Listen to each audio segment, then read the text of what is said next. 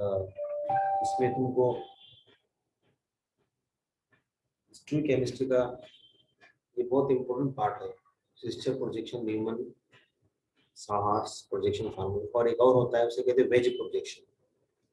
ये चार फार्मूले हैं, चार फोर मेथड्स हैं जिससे हम स्ट्रक्चर ड्रॉ करके उसके बारे में, उसकी हिस्ट्री केमिस्ट्री, उसका ओरिएंटेशन हम मालूम कर सकते हैं। ठीक है। सो कुछ शॉर्टकट्स हैं जिससे हम कोई भी मॉलिक्यूल को कन्वर्ट करके उसका हिस्ट्री केमिस्ट्री हम मालूम कर सकते हैं। देखिए, पहला शॉर्टकट ये है कि कोई भी मॉलिक्यूल को अगर हम 180 का रोटेशन देते हैं, कोई भी कायरल मॉलिक्यूल अगर हम उसको 180 डिग्री का रोटेशन देते हैं तो वो सेम हिस्ट्री केमिस्ट्री देता है, मीन्स कोई चेंज नहीं आता है। समझो ये एग्जांपल है, देखिए इसे कहते हैं wedge projection. Wedge means WEG, wedge projection. इसमें क्या होता है, हम ये दो बॉन्ड बनाते हैं ऐसा, इसे कहते हैं प्लेनर बॉन्ड, और एक बोल्ड बॉन्ड बनाते हैं और एक डॉटेड बॉन्ड बनाते हैं। Bold bond means that is near the observer, और जो दूसरा होता है वो अवे फ्रॉम द ऑब्जर्वर। देखिए, how I can write this molecule, this is a wedge projection and this is a Fischer projection formula. Okay, this is a Fischer projection formula. तो अगर आप इसको यहाँ से देखते हो अलोंग दिस साइड, यहाँ करेगा, हम देखेंगे इसका और एग्जांपल, तो आपको क्या दिखाई देगा कि ये जो इथाइल है, ये अगर आप यहाँ से आगे जा रहे हो, ये इन दोनों बॉन्ड्स के बीच में जा रहे हो यहाँ पे, ऑटोमेटिक क्या होगा, ये इथाइल इधर चला जाएगा, ये देखिए H इधर आएगा, और ये OH और CH3 जो कि प्लेनर है वो कैसे आएंगे, वर्टिकल लाइन पर आएंगे। तो हॉरिजॉन्टल लाइन पे क्या गया, हॉरिजॉन्टल लाइंस पे वो दो ग्रुप गए हैं जो क्या थे, आउट ऑफ द प्लेन, एक बिलो द प्लेन और अवे फ्रॉम द ऑब्जर्वर, एक अबव द प्लेन। तो हमको ये बात समझ में आई कि हम वेज को फिक्सर प्रोजेक्शन में कन्वर्ट कर सकते हैं। ठीक है, हमको उसके बारे में थोड़ा इमेजिन करना पड़ता है। ये दोनों सेम है, ये वेज प्रोजेक्शन फार्मूला ये आर है और ये स्ट्रक्चर का नाम भी आर है। आप इसको नंबरिंग दीजिए, अगर आप इसको देते हो नंबर 1, नंबर 2, नंबर 3, इसको बनाओगे आप नंबर 4, तो ये एंटी क्लॉकवाइज आ रहा है। लेकिन एक रूल ये कहता है कि अगर फोर्थ प्रायोरिटी हॉरिजॉन्टल लाइन पर हो, फोर्थ प्रायोरिटी ग्रुप अगर हॉरिजॉन्टल लाइन पे हो, तो वो जो भी कॉन्फ़िगरेशन आ रही है उसका उलट हो जाता है। मींस ये एस है तो वो आर हो जाएगा, तो this both are same, R this is R, this is also. जब इसको 180 का रोटेशन करते हैं, what is the meaning of 180 degree? 180 degree rotation meaning ये होता है कि ये जो OH है, ये OH जाएगा 180 पे, मींस यहाँ आएगा, और ये CH3 यहाँ जाएगा, ये देखो। उसी तरह ये इथाइल इधर जाएगा, और इसे कहते हैं 180 का रोटेशन। मीन हर ग्रुप को आप बदल दे रहे हो, एवरी ग्रुप क्या हो रहा है, 180 से चेंज हो रहा है। अब इसका अगर आप इस मॉलिक्यूल का अगर आप RS नॉमेनक्लेचर अप्लाई करते हो रूल, तो आपको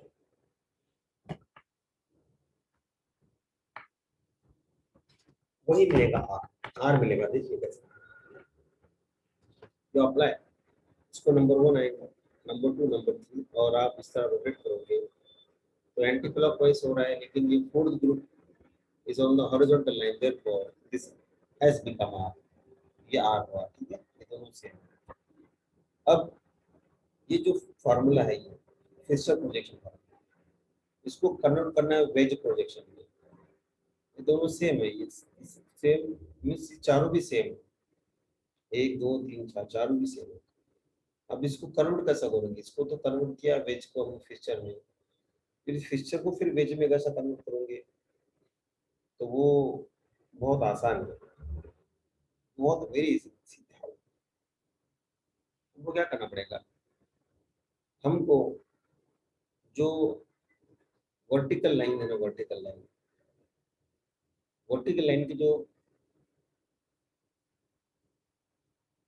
ग्रुप्स है वो हमको प्लेन में बनाना पड़ेगा, प्लेन में, राइट? प्लेन में बना लीजिए, ठीक है।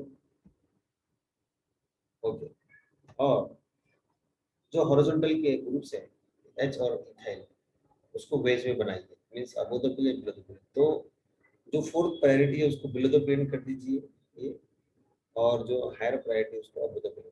This is the same. You if you keep numbering तो ये भी आर आता है। देखिए कैसे, इसको देंगे आप 1 2 3, सो घुमाओगे आप तो आर आ जाता है। ठीक है, यस। लेकिन अगर आप इसको 90 का रोटेशन देते हो तो फिर स्टोरी केमिस्ट्री उलट हो जाती है। मीन्स अगर आर है तो एस हो जाती है, ऐसे तो आर हो जाती है। 180 का रोटेशन दिया आपने तो सेम रहेगा। लेकिन अगर 90 का रोटेशन देते हैं आप कोई भी मॉलिक्यूल को जो कि कायरल होगा, ये कायरल मॉलिक्यूल सेम है, इधर से आर। इसको पहले बना लो, आपने बना लिया कि देखिए ये सेम है दोनों। अगर मैं 90 का रोटेशन देता हूँ, 90 का मीन्स क्लॉकवाइज रोटेशन से, 90 का रोटेशन मीन्स ऐसा देखो, ये ऐसा घुमाया मैंने ऐसा, तो ये इथाइल यहाँ आया, ओ एच यहाँ आया, एच यहाँ आया, मिथाइल यहाँ आया। ठीक, इसको 180 का कैसा दिया हमने, 180 का पहले 90 का दो, ये यहाँ आया, ये ओ एच यहाँ आया, बाकी ग्रुप चेंज होंगे। फिर और 90 का तो ये ओ एच यहाँ आया इस तरह। तो इसको आप 90 का दो, 90 इसका दो क्या, तो क्या होता है, अलग हिस्ट्री केमिस्ट्री दे दिया आपने। अब इसका फिक्सचर बनाओ, वेज बनाओ, ये फिक्सचर हुआ, वेज होगा। अगर आप इसका नाम देखते हो ये सेम है, दिस 1 2 3, ये एंटी क्लॉकवाइज आ रहा है, लेकिन फोर्थ ग्रुप का है हॉरिजॉन्टल बेस से, एस का आर हो जाएगा, राइट। यस। सिमिलरली अगर आप इसका देखते हो 90 का रोटेशन, तो इसका अब आर नहीं आएगा, इसका कुछ और आएगा। देखो 1 2 3, देखो ऐसा आ रहा है 1 2 3 ये 4। जब वर्टिकल लाइन पे फोर्थ ग्रुप हो तो नो प्रॉब्लम, उसको एज इट इज देते हैं। तो 1 2 3 ये आ रहा है in anti clockwise, that is called S. ठीक है, तो हमने ये सीखा कि जब कायरल मॉलिक्यूल में आप 180 का रोटेशन करते हो तो स्टिल केमिस्ट्री चेंज नहीं होती है, सेम मॉलिक्यूल रहता है। लेकिन अगर आप कायरल मॉलिक्यूल में, इफ इन कायरल मॉलिक्यूल में अगर हम चेंज करते हैं 90 का रोटेशन, तो आपको दूसरा आइसोमर मिलता है, दैट इज एस आइसोमर मिलता है, अगर आप आर से रिपीट करते हो आर को, एंड वाइस वर्सा। और इसी का ये वेज बनाया गया, this is converted to wedge formula. Fine. तो वेज बनाना बहुत आसान है, from Fischer to wedge. Okay, लेकिन Fischer to wedge and wedge to Fischer बनाना ये आपको थोड़ा सोचना पड़ता है। तो देखिए हमने 90 और 180 का डिस्कशन किए हैं रोटेशन का। अब एक और थर्ड पॉइंट है, शॉर्टकट बोलते हैं इसे, कि जब हम कोई भी दो ग्रुप एक्सचेंज करते हैं, कोई भी दो ग्रुप्स, ये जो आपके सामने स्ट्रक्चर दिख रहे हैं, अगर उसमें से आप कोई भी दो ग्रुप एक्सचेंज करते हो, कोई भी दो ग्रुप्स, तो भी क्या मिलता, क्या होता है आपको, जो हिस्ट्री केमिस्ट्री मिलती है वो क्या, दूसरा है सवाल इन्वर्टेड हिस्ट्री केमिस्ट्री। जैसे कि देखो ये आर है, इसका आपने क्या बनाया, पहले फिक्सचर बनाया। ओके, यहाँ से देखा आपने फिक्सचर बनाया, देखो ठीक है। फिक्सचर को फिर आपने स्वैप किया, कैसा स्वैप किया आपने, दो ग्रुप्स चेंज किए, टू ग्रुप्स, टू पोजीशंस। आपने OH को फिक्स रहने दिया, इसको फिक्स रहने दिया, ये दो चेंज किया आपने, ये इथाइल इधर, ये इधर देखो। तो क्या हुआ, अब इसकी हिस्ट्री केमिस्ट्री देखो आप, इसका क्या था, इसका तो आर ही आएगा, लेकिन इसका क्या है, देखो 1 2 3 ये आर दिख रहा है, लेकिन ये फोर्थ ग्रुप कहाँ पे, हॉरिजॉन्टल पे से, ये जो 1 2 3 जो आर हो रहा है ये एस हो जाएगा। ये एस है और ये आर है। तो दो ग्रुप्स जब आप चेंज करोगे तो क्या होगा, इलेंशियोमर्स बनेंगे, यू सी। तो आसान है, ठीक है। Okay, next point. अगर पेयर वाइज एक्सचेंज होता है दो सेट्स का, तो फिर सेम हिस्ट्री केमिस्ट्री है, ये चौथा रूल है। ओके, अगर पेयर वाइज एक्सचेंज होता है टू सेट्स का, वो gives क्या सेम स्टोइकोमेट्री। फॉर एग्जांपल अगर ये दो H और OH और ये दोनों एक्सचेंज होते हैं तो वो क्या हो जाता है, सेम स्टोइकोमेट्री होता है, तो वो आ जाता है, यानी 180 का angle is nothing the same. ठीक है। नाउ इस एडवांटेजेस के बारे में बात करते हैं। ये जो प्रोजेक्शंस फॉर्मूले होते हैं, ये जो हमने देखा है, तो ये रोटेट कर सकते हैं इसको, इनको या टर्न डाउन अप कर सकते हैं, लेकिन एक स्पेसिफिक वे में, जैसा कि इसको क्लॉकवाइज एंटी क्लॉकवाइज कर सकते हैं। और एक क्या है कि इसमें एक ही कायरल कार्बन है, राइट। अगर बहुत सारे कायरल कार्बन यानी एक से ज्यादा, दो कार्बन, तीन कार्बन, तो उस केस में फिशर प्रोजेक्शन क्या हम कैसे ड्रॉ करेंगे। उस केस में वो कहते हैं कि ऐसा ड्रॉ करना है फिशर प्रोजेक्शन। समझो एक कायरल मॉलिक्यूल है, उसमें दो कायरल कार्बन है, तो उसको कैसे अरेंज करना है, इक्लिप्स रिलेशनशिप बताना है दोनों कार्बन की, इक्लिप्स रिलेशनशिप बताना है, ग्रुप्स टू बी अटैच रहेंगे उनकी, दो कायरल कार्बन जो है उनके अराउंड में, सर्कल में, उनकी सराउंडिंग में। ठीक है। लेकिन staggered will be the more stable, Eclipse बताना है कन्वर्ट करते वक्त, हम उसकी एग्जांपल लेंगे। और इक्लिप्स जो स्टैगर्ड की कंफर्मेशन होती है, हम जानते हैं कि staggered is more stable, right. देखिए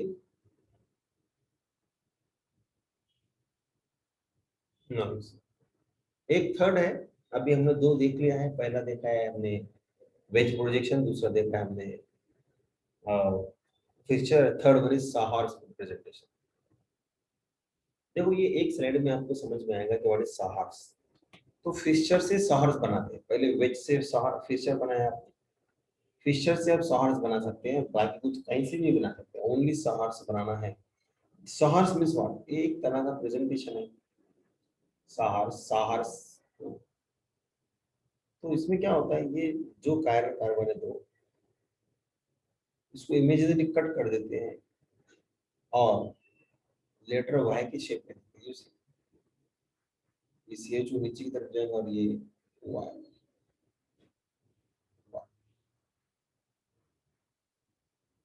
और ये दोनों क्या देते हैं इस तरह, this will give you this Eclipse confirmation. देखिए देखिए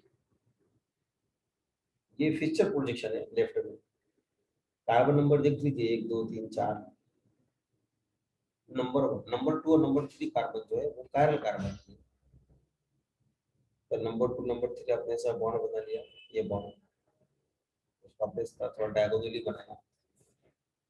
अब ये तीन नंबर का जो कार्बन है, उस पर जो चौथे नंबर का कार्बन है सी एच टू, हमने नीचे बनाया था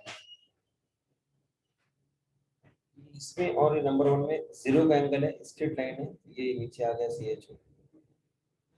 अब ये एच के पीछे एच है मीन जीरो एंगल, ये एच, उसके पीछे एच जीरो एंगल, और ये सी एल के पीछे ओ एच, ये सी एल है, इसके पीछे ओ एच जीरो। ये किसे कहते हैं, इक्लिप्स कॉन्फिगरेशन। ये देखो ग्रुप्स लग गए हैं, यस बहुत आसान। लेकिन और बाकी ग्रुप्स लगाइए, ये सी एल था, ये सी एल, लेकिन ये इसमें क्या होता है, ये तो इक्लिप्स है लेकिन बहुत अनस्टेबल होता है। इसमें क्या होता है, 180 का रोटेशन, एक कार्बन को लो, सो घुमा दो, सिर्फ एक को, इसको एक को एज इट इज रहने दो, ये उसने फिक्स कर दिया है कार्बन नंबर थ्री। और ये कार्बन नंबर टू जो है, ये इसको रोटेट किया 180 एंगल से, ये सी एच ओ यहाँ गया, एच इधर आया, और वो नीचे गया, दिस स्ट्रगल।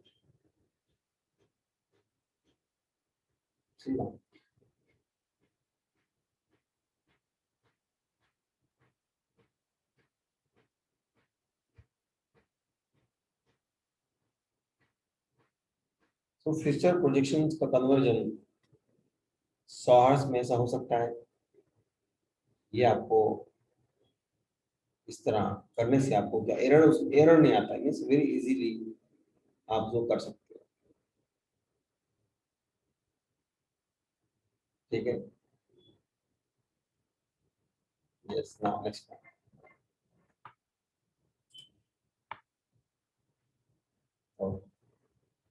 1 मिनट।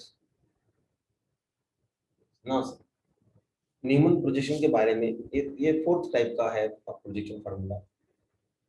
इसमें क्या होता है, मॉलिक्यूल को ऐसा देखते हैं, बॉन्ड के थ्रू देखते हैं कि वो 2 कार्बन एटम से बना हुआ है। एक होता है फ्रंट कार्बन और दूसरा होता है बैक कार्बन। तो फ्रंट कार्बन को ये वाई शेप डॉट है और उसको इस तरह बताते हैं, उसको 3 बॉन्ड्स, और ये फ्रंट कार्बन। और बैक कार्बन को सर्कल से बताते हैं विद 3 बॉन्ड्स, जो कि एक दूसरे से कितने पर 180 के 120 के एंगल पर, ये भी एंगल कितना 120 120। ये दो इसको ड्रैग करते हैं इस पर, तो ये कंप्लीट क्या बनता है, न्यूमन प्रोजेक्शन बनता है। दोनों को कंबाइन करते हैं, front carbon and this back carbon. तो इक्लिप्स जो कंडीशन बनती है न्यूमन प्रोजेक्शन की, उससे फिर आप अलग अलग फिक्सचर सॉर्ट्स बना सकते हैं बाय डिफरेंट ओरिएंटेशन। देखिए, इसको ड्रैग कीजिए आप इस पर एग्जैक्टली। तो इक्लिप्स जो हो गया मीन्स, इक्लिप्स मीन्स ना मून इक्लिप्स लेने, जो पहला बॉन्ड है एग्जैक्टली उसके पीछे ये बॉन्ड, हमको बताने के लिए मैं थोड़ा सा अलग से बताया, लेकिन एग्जैक्टली पीछे होता है। इस बॉन्ड के पीछे ये बॉन्ड और इस बॉन्ड के पीछे ये बॉन्ड।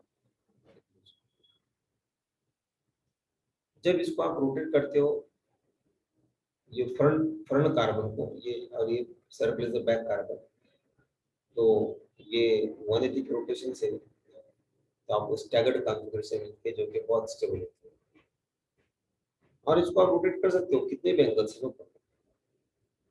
ये न्यूमन प्रोजेक्शन फार्मूला बनाने का तरीका है, ठीक है।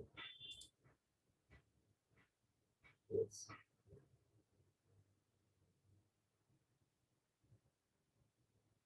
Then देखिए, अभी हम ये देखते हैं कि किस तरह हम स्टैगर्ड न्यूमन प्रोजेक्शन फार्मूला दो व्यू से देख सकते हैं। देखिए, yes. न्यूमन, और इससे हम, ये तो this is not Newman, this is the wedge projection formula. उससे ये कैसा बना और ये कैसा बना, अगर ये यहाँ से देखते हैं इसको, तो आपको ये फ्रंट कार्बन दिखाई देगा। ये तीनों एच कैसे हैं, ये जो एच है बोल्ड लाइन से आपको दिखा है राइट साइड में, ओके, ब्लू एच, तो ये आपको दिखा राइट साइड, लेफ्ट में दिखाई दे रहा है, इधर से देखोगे आप तो ये लेफ्ट साइड, और ये ऊपर एच, ठीक है। फिर जो बैक साइड का कार्बन है, बैक साइड का कार्बन, ये उसे रियर कार्बन बोलते हैं, बैक कार्बन बोलते हैं। ये फ्रंट कार्बन डॉट वाला, और ये rear कार्बन। उसमें देखो मिथाइल बाहर दिख रहा है, तो ये मिथाइल बाहर, ये एच उधर दिख रहा है, तो ये एच ये H, और ये H down. This is what, अगर उधर से देखते हो आप, तो इसे कहते हैं स्टैगर्ड कन्फर्मेशन, ठीक है। और ये दोनों जो एच है, ये एच और ये एच, ये क्या 180 के एंगल पर है, इससे हम इसको 180 भी बनाए हैं। ये दोनों एच क्या है, एक दूसरे से जीरो एंगल है, नहीं सी, अगर यहाँ से देख रहे हो तो ये फ्रंट कार्बन हो गया, CH3 लेफ्ट में, ये देखो फ्रंट कार्बन CH3 लेफ्ट में, ग्रीन एच राइट में, ब्लैक एच डाउन। सिमिलरली जो बैक, इधर से ये बैक कार्बन हुआ, तो इसके एच, ये देखो ब्लू एच लेफ्ट में, ये सर्कल का black carbon, back carbon H, ये ग्रीन राइट में, एंड ये जो ब्लैक का ये। तो यू कैन, हम इसको इंटर कन्वर्ट कर सकते हैं, wedge projection to Newman, Newman to Fischer, Fischer to sawhorse. तो चारों पे इंटर कन्वर्ट हो गए। So the next point would be about interconversion of representations. ठीक है, now से सबसे पहले हम देखेंगे कि किस तरह वेज फॉर्मूले को प्रोजेक्शन फॉर्मूले में कन्वर्ट करते हैं। तो ये देखो, और ये सिंपल और इंटरेस्टिंग है। ये आपको वेज प्रोजेक्शन फार्मूला है, यहाँ से आप देख रहे हैं इसको, तो Cl आपको बाहर दिखाई दे रहा है, T आपको अंदर दिखाई दे रहा है, और ये आपको A इन द प्लेन दिखाई दे रहा है, A B A लाइन दिखाई दे रहा है। तो आप इसको, ये जो आपको आउट ऑफ द प्लेन दिखाई दे रहे हैं उसको हॉरिजॉन्टल लाइन पर लेते हैं, और जो प्लेन में रहता है उसको वर्टिकल लाइन पे लेते हैं,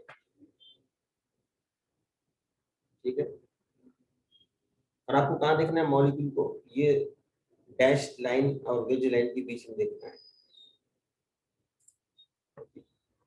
यस, डैश लाइन और वेज लाइन के बीच में देखना है। अगर आप देखोगे तो ये आपको सी राइट साइड में दिखाई देगा, आपके सीधे हाथ साइड में, तो ये दिख रही हॉरिजॉन्टल लाइन, और डी आया लेफ्ट पे, और ये आया वर्टिकल लाइन पे। You see, C is this here, D is here, A is here, and B is here. This is the conversion of wedge projection to directly Fischer projection formula. लेकिन एक parallel carbon रहा था, लेकिन दो parallel carbon अगर है तो हम डायरेक्ट कन्वर्ट नहीं कर सकते। ओके, इसमें की parallel carbon now see example दिए direct, this is lactic acid. Lactic acid देखिए OH आपको दिख रहा है, it is coming out of the plane, so and right side अगर आप देख रहे हो blue eye from left side से देख रहे हो, तो देखो OH राइट साइड में दिखाई दे रहा है, तो राइट साइड में OH गया है, H लेफ्ट साइड में गया है, COH एंड CH3 क्या वर्टिकल लाइंस पर है, they are in the plane. So these two examples helps us to understand the how to convert wedge projection into the what the conversion of wedge projection into Fisher projection formula, ठीक है। Similarly एक और method है कि dash फार्मूले को आप Fisher में कन्वर्ट कर सकते हैं, ओके। सो वो भी हम उसको देख सकते हैं। अगर ये थोड़ा आपको समझना पड़ेगा, but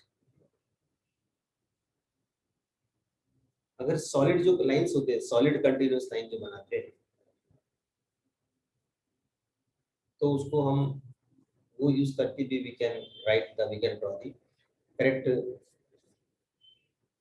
projection formula of Fisher projection formula from the wedge projection formula. Now see, अगर solid line on the right side है, in the first step solid line is written vertical, ये हमें जो है vertical लिखना है।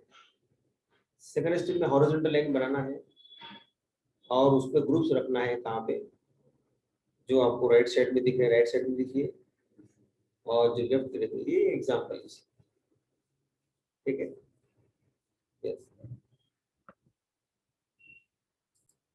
सुना सी, तो देखिए ये वेज प्रोजेक्शन फार्मूला है, इसको हमको कन्वर्ट करना है फिशर प्रोजेक्शन में, तो बहुत इजी है। क्या कीजिए आप इसको, पहले सबसे पहले जो प्लेन में लाइंस है, ये इसे कहते हैं, ये जो लाइंस है इसे कहते हैं सॉलिड लाइंस। ये सॉलिड लाइंस नहीं है, ये कौन से है, ये डैश लाइन है और वेज लाइन है। तो ये जो सॉलिड लाइंस है उसको पहले आप वर्टिकली बना लीजिए, देखो, और ये ऊपर ग्रुप ऊपर आ गया, नीचे ग्रुप नीचे आ गया, आप यहाँ से देख रहे हैं।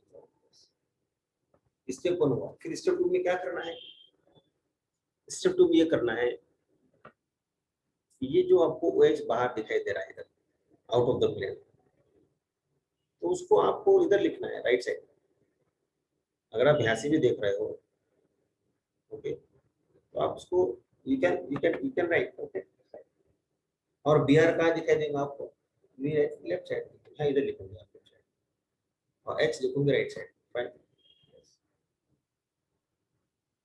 सो इसमें और एक पॉइंट ये होता है कि फिशर पोजीशन लिखने का तरीका ये है कि हमने सीखा है कि एक वर्टिकल लाइंस और हॉरिजॉन्टल लाइंस, और जितने पैरेलल कार्बन रहते हैं उतने उसको हॉरिजॉन्टल लाइन हम बनाते हैं। जैसा कि इस मॉलिक्यूल में एक ही पैरेलल कार्बन है, इसलिए हमने एक ही हॉरिजॉन्टल लाइन लिखा है, अगर 2 कायरल कार्बन रहेंगी, हम एग्जांपल देखेंगे तो 2 हॉरिजॉन्टल लाइंस, एक रूल हो गया।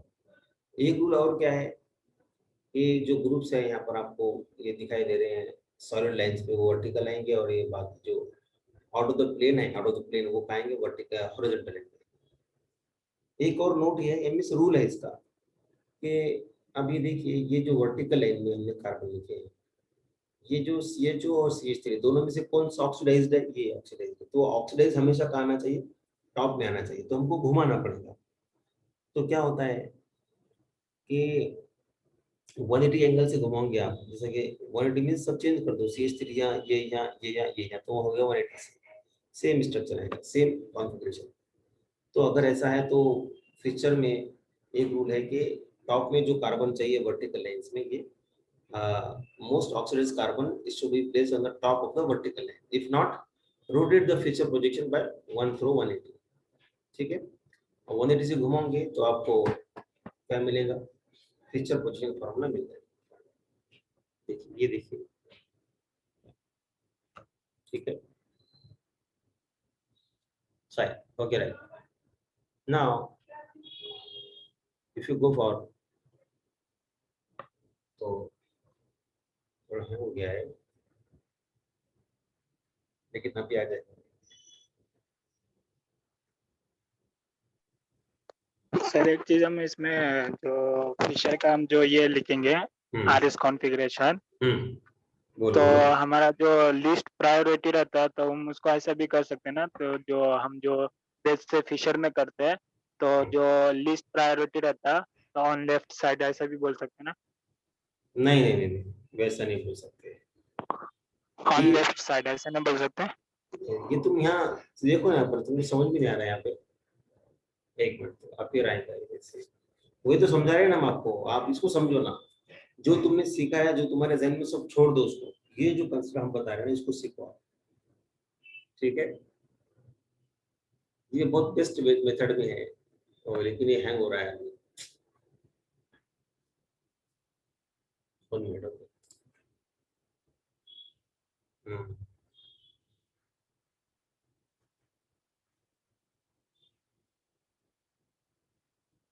यस मिस्टर गुफानी सिंह, ये जो बॉन्ड है, ये बॉन्ड, इसको आपने वर्टिकल बनाना है, ऊपर का ग्रुप ऊपर में लिखना है, नीचे का ग्रुप नीचे में लिखना है। फिर अब ये जो 2 बॉन्ड्स है, तो आपको ये 2 बॉन्ड के बीच में से देखना है यहाँ से। अगर आप यहाँ से देखोगे तो H राइट साइड पे दिखाई देगा। इमेजिनेशन हमने पहले कहा क्वेश्चन में, इमेजिनेशन बहुत स्ट्रॉन्ग चाहिए, और BR लेफ्ट में दिखाई देगा। लेकिन फिर रूल ये तो बन गया फीचर, ये भी करेक्ट है, लेकिन रूल ये कहता है कि मोस्ट ऑक्सीडाइज्ड कार्बन यहाँ होना चाहिए।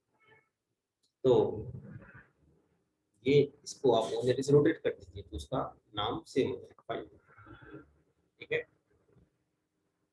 ओके। सो ये था फीचर के बारे में।